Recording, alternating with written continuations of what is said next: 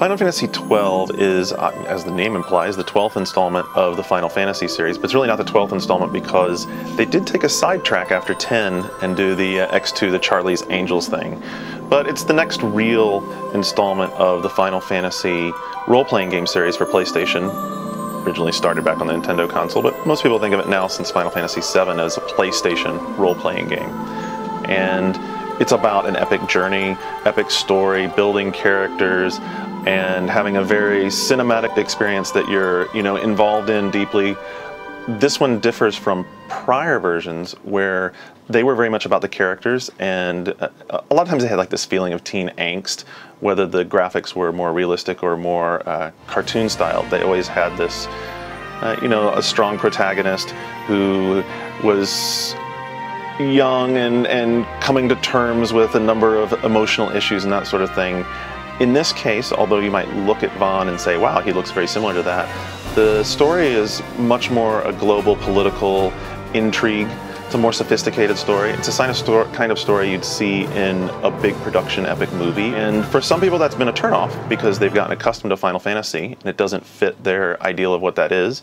And for others it's been exciting because no longer are you just strapped to whether or not you love or hate the primary character.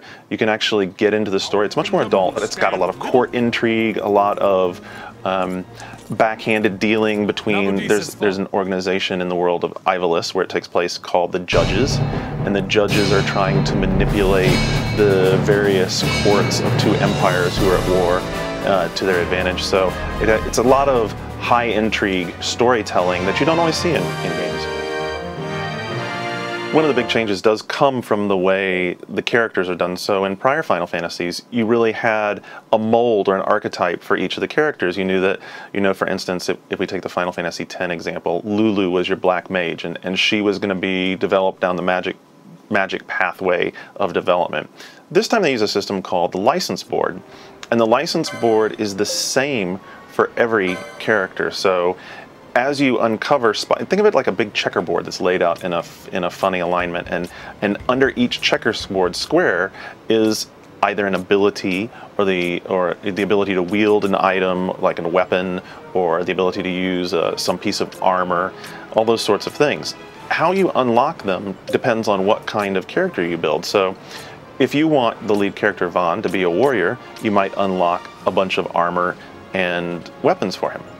Another big change, as well as the character development system, is the battle system. And we've never seen a battle system quite like this before in Final Fantasy.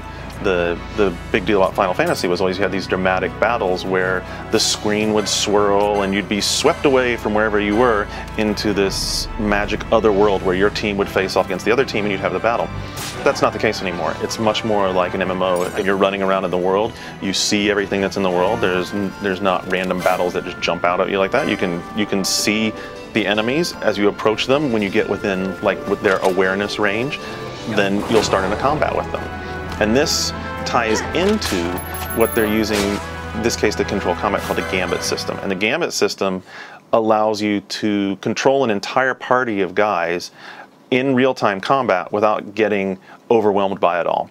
Basically, if you've ever done any kind of logic programming, this is just a series of if-then statements that you can set up to handle the minutia, the stuff that isn't exciting to do, that you want your guys doing all the time anyway. For instance, if you have a character whose health drops especially low and they have a potion, you want them to use a potion. By doing that, it lets you focus on the part that's fun.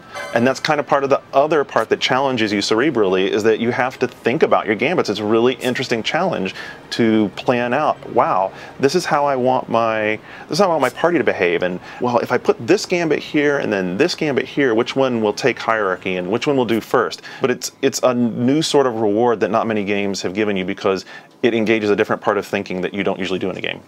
One of the things I think will surprise a lot of people about Final Fantasy XII is how good it looks as we're starting to get so caught up in PS3 and Xbox 360 hype. It looks fantastic. It's really well lit. It has fantastic art throughout, whether it's the character art or the design of the world or the design of the architecture within the world. Everything shows a lot of thought has gone into it, and a lot of attention to details has gone into it, so it feels like a vibrant, living, real place. On the technology side, they've done a couple of tricks for the American release that are important, and the most important of them is they now support widescreen natively. So if you have a 16:9 display, instead of having to watch the stretch mode, which really does wreak havoc with these sort of graphics, you're going to be able to see it in the way it was intended to look in. So the big question is, how good is Final Fantasy XII? And it's obviously, if you've been on the internet, it's a huge subject of debate right now. You're going to like Final Fantasy if you're interested in the epic nature of it, if you're interested in an adventure that you can really get into, and if you're interested in something that while you're playing, you're not going to feel like it's playing down to you. The game never feels dumbed down. It never feels like you're playing a kiddie game in any way. It really takes advantage of knowing that there is an adult audience out there for games, that there's a mature audience out there for games, and it doesn't take any back seat to any of that. It says, here is a interesting political story told in a fantasy setting with a very deep combat system, with lots of development options that you can really feel a sense of reward for putting your time into.